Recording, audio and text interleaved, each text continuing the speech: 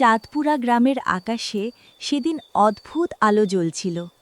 মনে হচ্ছিল আকাশে কেউ হাজারটা জোনাকি উড়িয়ে দিয়েছে। বাঁশঝাড়ের ফাঁক দিয়ে আলোটা এসে পড়ছিল গ্রামের পুরনো বটগাছের ওপর। রুমির চোখ বড় বড় করে বলল, এই আলোটা স্বাভাবিক না। তিন্নি বলল, দাদু বলেছিল যখন জাদুর প্রদীপ জ্বলে তখন আকাশও আলো ছড়ায়। বাবু ফিসফিস করে বলল, মানে ভূত? পুচকু লেজ দোলাতে দোলাতে বলল, না বাবু, এটা রূপকথার গন্ধ।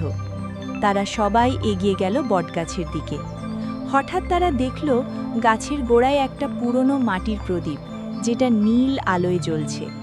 ঠিক তখনই বাতাসে হাওয়ার শব্দ উঠল। ঝুপ করে নামল পঙ্খী রাজঘোড়া। তার পিঠে বসে আছে এক দুঃখী ছেলে, রাজকুমার। রাজকুমার কাঁপা গলায় বলল, দয়া করে আমাকে সাহায্য করো, আমার রাজ্য এক দৈত্য চুরি করেছে। তিন্নি চমকে উঠল, রাজ্য চুরি? রাজকুমার বলল, হ্যাঁ, দৈত্য আমার জাদুর প্রদীপ নিয়ে গেছে। ওই প্রদীপ ছাড়া আমার রাজ্য ঘুম থেকে উঠবে না। হঠাৎ ঝোপের ভেতর থেকে এক ভারী গর্জন শোনা গেল। দৈত্য। দৈত্য বলল, আমি চোর নই, আমি শুধু আলো চেয়েছিলাম, অন্ধকারে আমি ভয় পাই। রুমি ধীরে এগিয়ে গেল। তুমি ভয় পাও, কিন্তু সবাই তোমাকে ভয়ঙ্কর ভাবে।